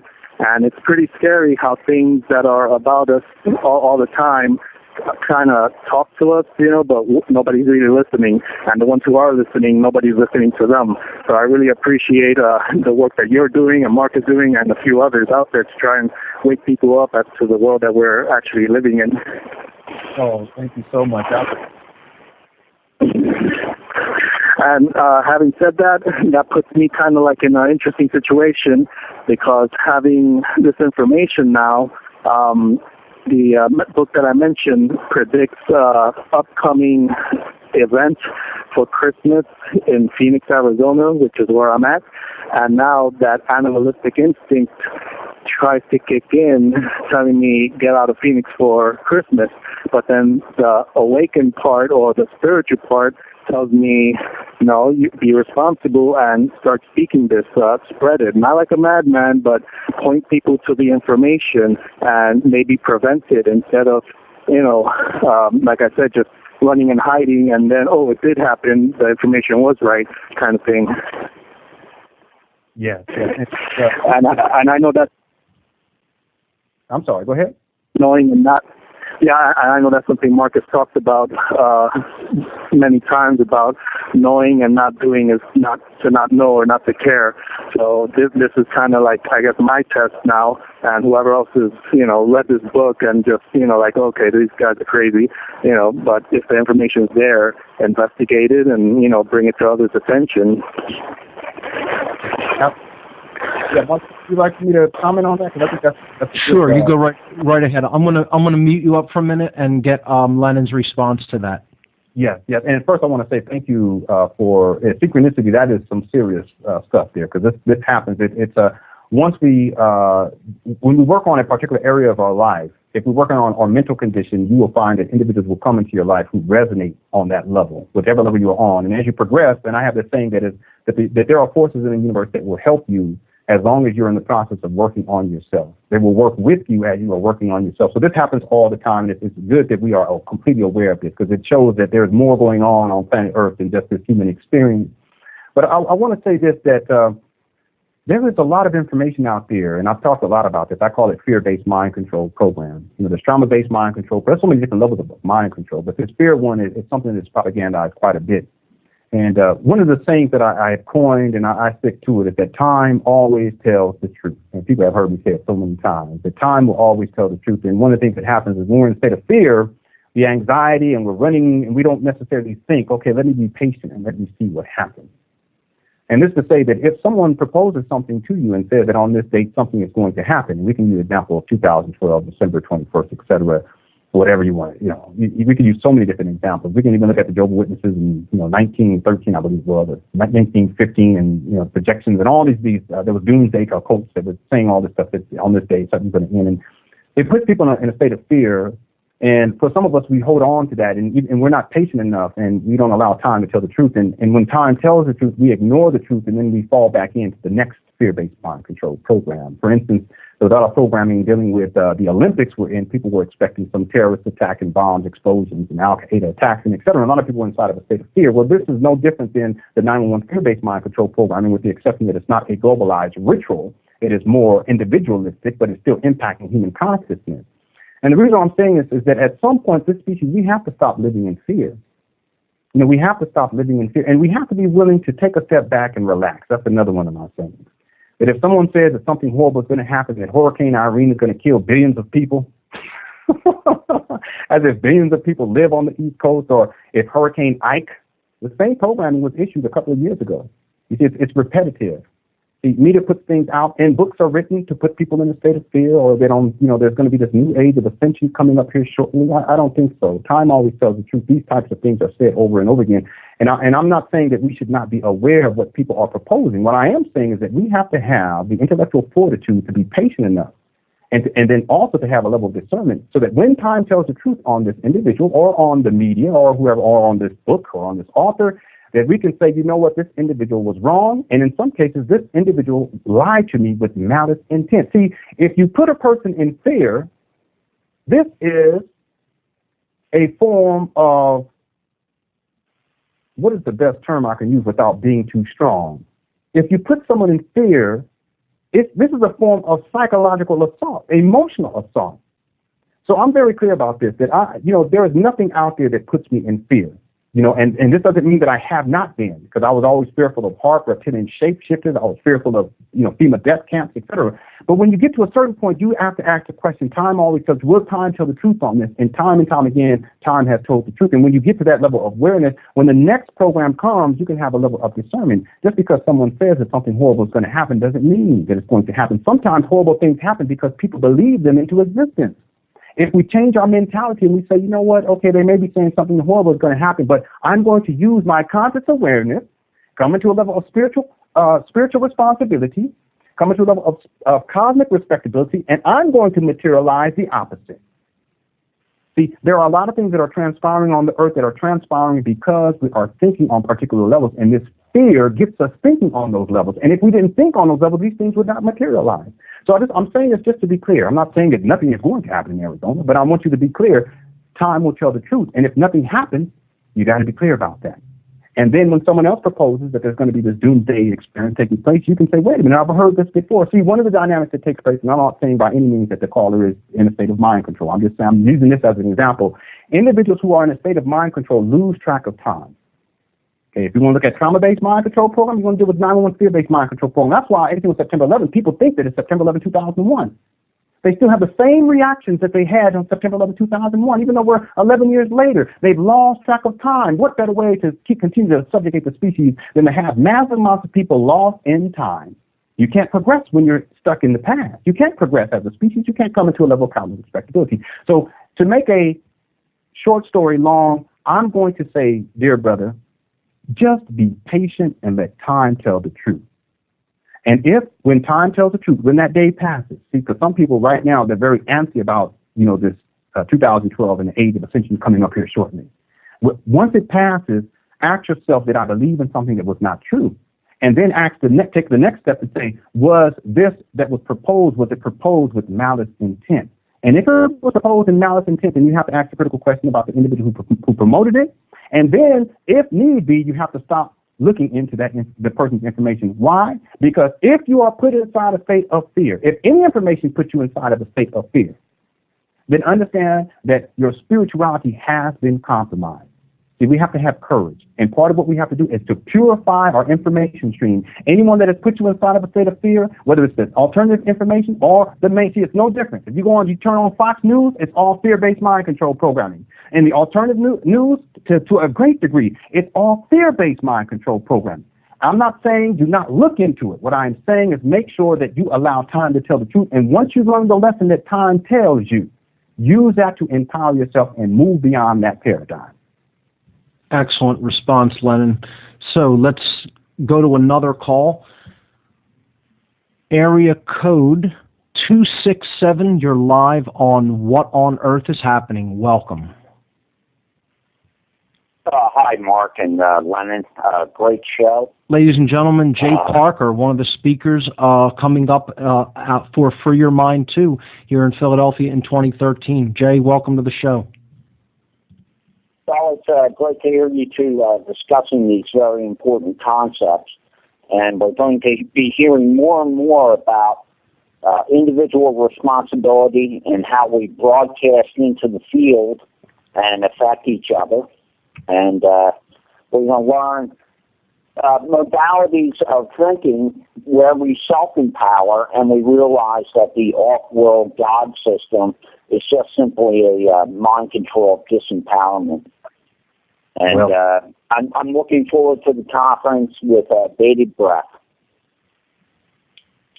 Definitely. Yeah. Lenon, your response. Yes, and that is so important, what you said about taking things to the next level wherein it becomes about personal responsibility. And Mark, I'm sure you're aware of this. You probably have this experience. And when we get into the alternative information, and there is a progression. Sure. And it starts from birth, really. It's not like, all of a sudden you start to realize something's wrong with the world. It's the progressions that we take throughout our lives. That's and there right. was a time where I was under so much fear. I mean, and while I was in that fear, I was externalizing power. Right. The Illuminati did it. It was the reptilian shapeshifter. That's why I can't succeed. It was HARP. Someone turned on HARP, and that's why it's not raining today. I mean, I was externalizing power to such a great degree, and I was not productive during that time. I was so fearful. But I just want people to understand that even if you're at that point, understand it's just part of the process. Right. And it's okay. It's okay. And don't get stuck there, because a lot of people, wherever we are, see, for instance, 10 years from now, Mark will be on a level that is he's already profound, but in 10 years from now, he's going to be like, oh, wow, can you believe this? Same thing with me. 10 years from now, I'm going to be addressing, because the idea is that it's all about reaching to a greater height, as we progress. And part of this deals with coming to a level of personal responsibility. I think that right now on planet Earth, this is the most important thing for us as a species, to come into a level of personal responsibility. That's exactly right. I was actually going to ask you what you think is the number one solution or the most important thing, and I guess you just answered it before I even asked the question. It's all about individual personal responsibility in the choices that we make and in the behaviors that we choose.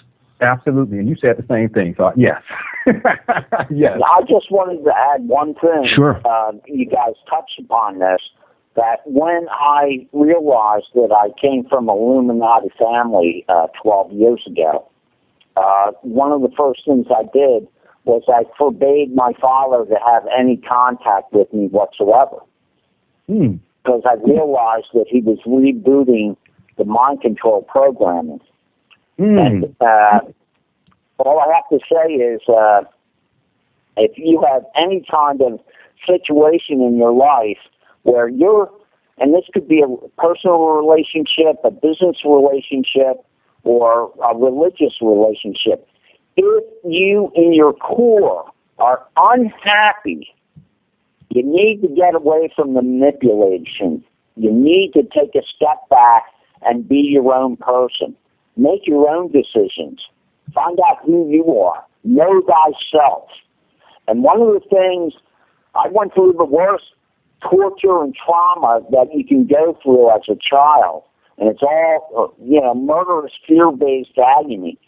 But now that I know truth, I fear nothing. That's right. That's it. And that knowledge will also grant us a layer of protection to continue to do our work and to get the truth out there for other people. That fearlessness is such an important aspect of doing this kind of work.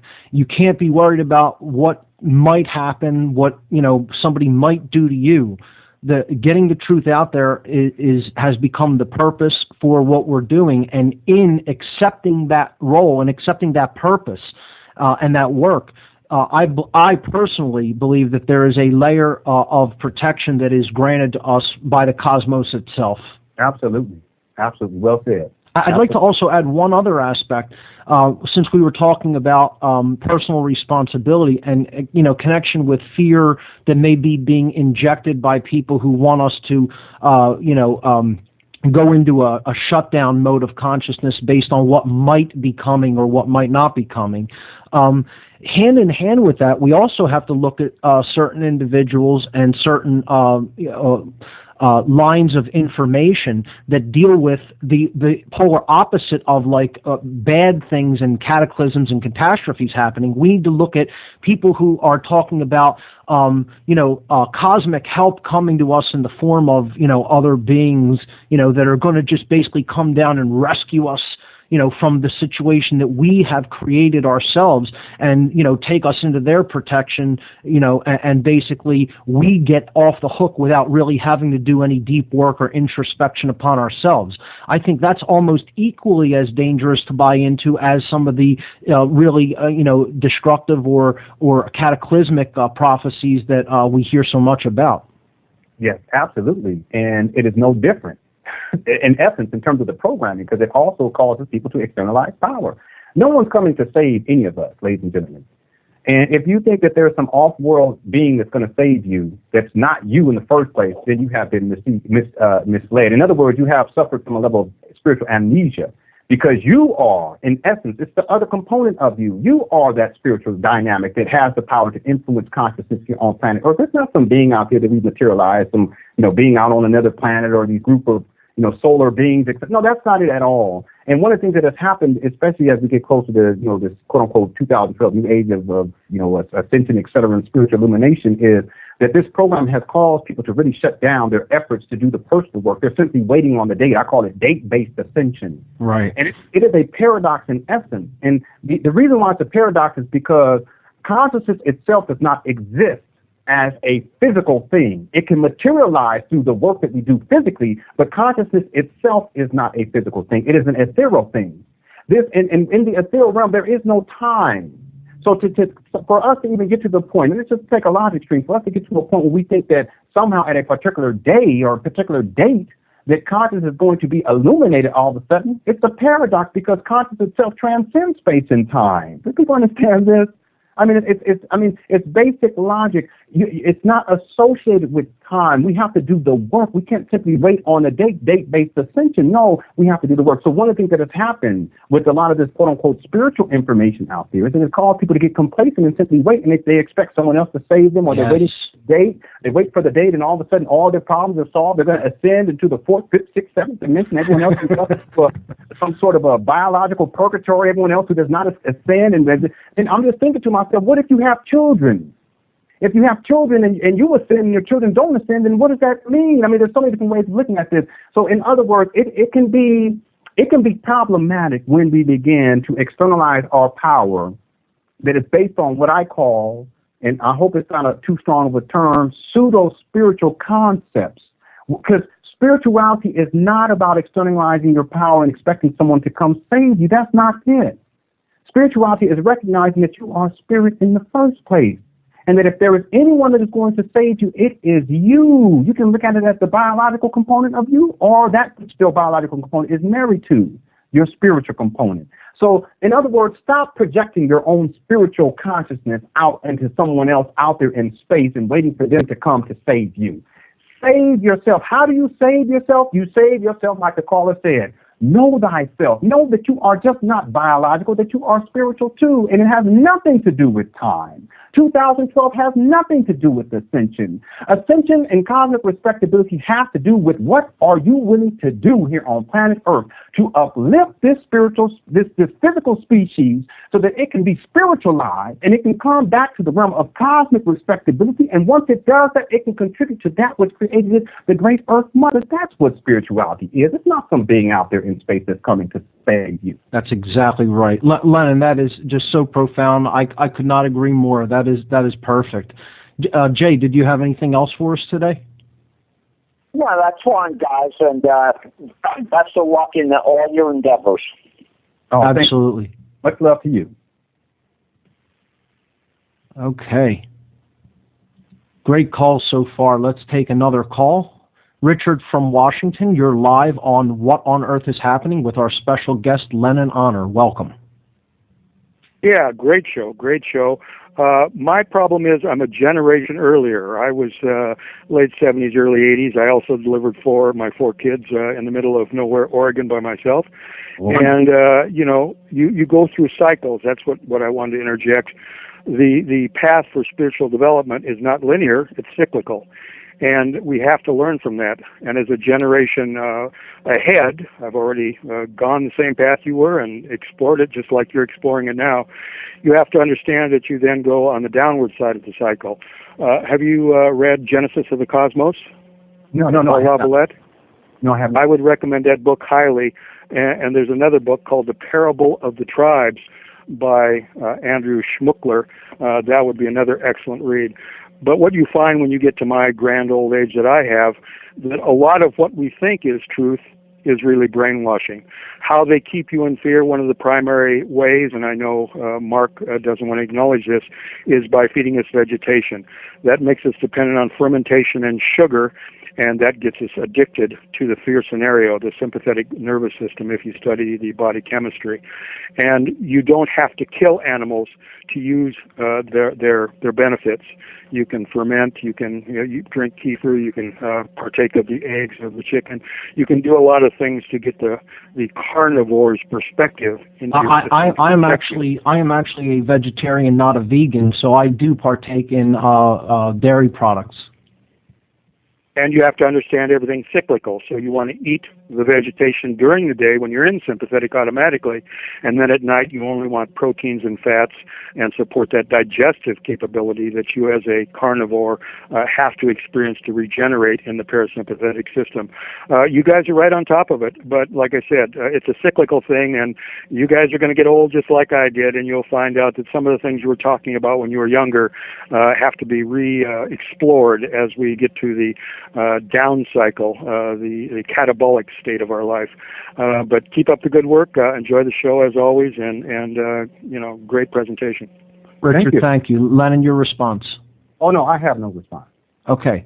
Mm-hmm. Let's go to Nathan in Arizona. Nathan, you are live on What on Earth is Happening with our special guest today, Lenon Honor. Welcome. Oh, gosh. How you guys doing today? Well, I'm out here in Phoenix, out in Mesa, and I've had some weird dreams happen in my life, and when I hear about things pointing towards Phoenix, Arizona, and things blowing up, that definitely makes me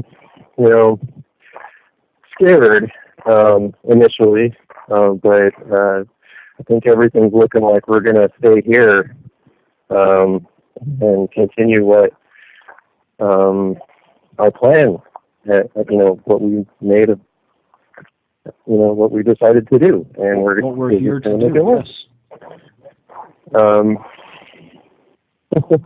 I just, we're definitely going through it though, because there have been some weird things that have happened, and that's just the things that I'm battling with, and I guess anybody that lives in the Valley of Phoenix that might have heard about that. So, if anything, I would just say, if you have family up north or something like that, maybe spend Christmas up north because, why not be safe in a certain situation like that?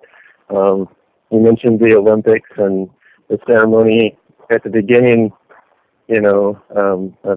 Phoenix went up in flames, and I think that was one of the things that this Kent Blaine guy points out, and but it's all good. I think we'll just stick it out and continue on. We've got a lot of plans in the next few months that ground us here. So we'll have to take that risk, I guess, and do it. But definitely, I think it's a time of action, no matter what, and that's what I'm going to finally do in my life is follow through with what I've been trying to get people to talk about, and it just initiate things to, like you guys are talking about, is so hard. Finally, actually doing something when you know you've got the plan, it definitely is not going to tuck tail and run. So, right. I don't know. I feel I just wanted to put that out there that you do have to relax. You do have to, make sure you see the whole picture first before you just react. You have to respond, and that's responsibility. So I'll leave it at that, and thank you for those wonderful conversations you guys have been putting out into the air.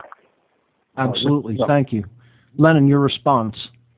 The same thing I said earlier, time always tells the truth, and we have to keep that in mind. And I'll use a quick example. I remember here in the United States of America, in California, when the Fukushima power plant, there was a disruption there, and there were people here who were in such a level of fear that it was staggering, and they believed that there was going to be a nuclear fallout here somehow. The radiation was going to come over the sea, and that millions of people were going to die. And on the news, of course, there were different, I guess you can say, solutions. And one was to make sure that you washed your car, because you get all of the radiation off of your car, and then you can drive to work. And there were people out here in California who were washing their cars, trying to wash off radiation, expecting some doomsday catastrophe. None of it was logical. And in the end, time told the truth. So we got to just be clear about that. Once you learn that lesson, then the next time the fear-based mind control program comes along, you can simply make the conscious choice not to engage it and not to succumb to fear. Right. It's just like the paranoia about a possible radiologic attack, and people going out and buying rolls of plastic and duct tape to try to insulate their house from fallout and things like that. Right. Or hiding under the table. That was the program. Yeah. The nuclear bomb, just hide under your table. It's a nuclear bomb. Yeah. Tuck and roll. You'll be fine. Time always tells the truth. Lenon, I wanted to, one of the things I really didn't ask you much about, and that I wanted to get your take on and find out how you got involved in what you do, was your music. Now, you said you grew up in a family that really exposed you to music, and you kind of grew up in a musical environment. But can you tell me a little bit about the specific kind of music that you yourself have composed and written and put out there into the world? How, what kind of style is it? Maybe some of the influences. Yes, and there's different kinds, because I've done vocal music that was more in line with, I guess you can say, someone like Stevie Wonder. that type of a sound. Okay. But more recently, it's dealing more, like the title "In the Land of the Ancient Ones," Soul Visions. It's dealing more with a more meditative, spiritual quality and tapping into consciousness, if you will. So there's been progressions over time, and I've played so many different styles of music. And one of the ones that I studied for quite some time was what we would call traditional jazz. People like Miles Davis, John Coltrane, Charles Parker. I can go on and on and on. But these days, when I do engage the music, it is more dealing with consciousness. And that's probably where, once I begin to pick music back up and deal with it even more than I have over the last 4 years, the music will probably still be in line with that. Because ultimately, I have a sense that in order to help people, we're going to help people musically, then the vibrational quality of what we produce has to be in cosmic alignment. And therefore, there are particular styles of music that can tap into that cosmic alignment. And then, as you know, there are also particular styles and genres of music that are the antithesis of that cosmic alignment. Mm-hmm. Exactly. Now, what instruments do you play? My main instrument is flute. That's what I studied as a child and in college. And I also play other instruments like piano, saxophone, and I know the fundamentals of a lot of other instruments, and I've taught, at schools, at private music schools, etc. But my main instrument is the flute. Fantastic. Yeah, I actually played in 2 bands in my earlier years, and I was always a vocalist, the front man in the band. So I think in many ways, the performance art, doing music, kind of prepared me in a lot of ways to be out and speaking in front of people, getting over fear of being in front of large groups, etc. And always using the voice has been the central focus and theme throughout my life. Yes, and it does. And that just goes to show you that everything is in perfect alignment. There is a cosmic order, and we make choices, like you said in the beginning, and there are consequences. And every choice we make, even though some of them may not be the best choice, they always fall back in line. So, for me as a musician, a lot of what I learned as a musician, especially as it relates to sound and vibration, I had certain spiritual experiences while performing and while practicing. And then you look back later on in life and you look at your experiences as a musician or to whatever capacity, whatever an individual has gone through, you realize that everything was there for a purpose and it all leads up to where you're at now. And the idea is, can you take where you're at now and move it to the next level? That's right. And I'm going to say this, that regardless of what one may believe, that each and every one of us, we never have to come down.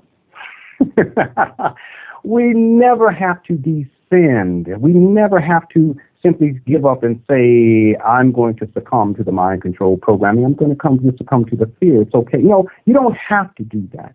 This is to say that we can always be on a continuous progression towards our highest height. It is a choice. It is a matter of mentality. And if there is one thing that I can just bestow upon everyone, just recognize that wherever you are at right now, you can become something greater. And it is a matter of your mentality. It is a matter of your focus. It is a matter of your motivation. If you wish to move yourself beyond your current paradigm, you never have to go back. You never have to come down. You never have to give up. You can move and continue to move to higher and higher heights. This is what this planet needs right now. No stagnation. Right. No stagnation. There are cycles that tap into new cycles, and those cycles tap into new cycles and into new cycles, and then some cycles run into different dimensional. Because it's not a circle, it's a spiral. Yeah. That goes up and up and up. And if you look at it from the perspective of overhead, you might be looking at it as if you're going around and round and around, but really you're going around and up simultaneously in a spiral direction. It is a spiral. All creation extends itself not in a cycle, but in a spiral, either inward or outward. The inward being the feminine, the outward being the masculine. Bring the two together, you got completion, and you can ascend indefinitely. It is about the balance. Ladies and gentlemen, be clear about that. Thank you so much for saying that too, Mark, because that puts all into perspective. We have to be clear about these spiritual laws and understand that as a species, we can continue to progress, and there is no need for us to backtrack. It is a progression, as you said so eloquently, and in the word progression, there's progress. Yes, thank you. So, Lenon, we're coming down to the end of the show. We have about 2.5 minutes left. I want to give you the floor for the end of the show. Please give the listeners any information about radio shows that you do. Give them your website, what they can expect to find on that site, and the floor is yours until the end of the show. Okay, ladies and gentlemen, you can go to my website, LenonHonor.com, and on there, that's all of my more recent work. We have radio shows lined up there. I have radio interview guests every single Friday at 6 p.m. Pacific Standard Time, 9 p.m. Eastern. On Saturdays, we also have radio interview guests on occasion. There's a calendar on LenonHonor.com, but I just started yesterday a new show titled Metamorphosis, Transforming Our Perception or Our Vision of Male-Female Relationships. On Sundays, my wife and I, we do a live video stream at 6 p.m. Pacific Standard Time on LenonHonor.com. We talk about male-female relationships, raising children, family, love, etc.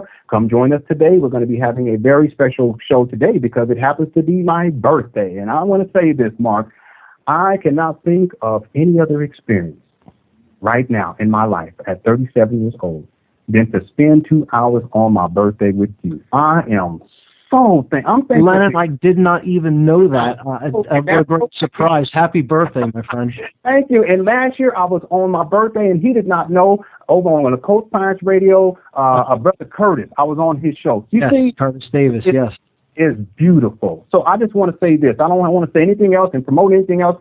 Thank you so much, Mark. It has been an absolute honor to spend this time with you. I appreciate you, and I have so much respect for you and what you're doing, and I'm going to continue to support you, and I will see you in Philadelphia next year at the Free Your Mind 2 conference. Ladies and gentlemen, you've been listening to a phenomenal interview with a profound individual with lots of wisdom to share, Mr. Lenon Honor. Lenon, thank you so much for being on the radio show and sharing your profound insights with us today. Oh, my pleasure, brother. Much love to you. Take care. Absolutely. Ladies and gentlemen, there he goes, Lenon Honor, and that brings us to the end of this edition of What on Earth is Happening? Cosmic Research.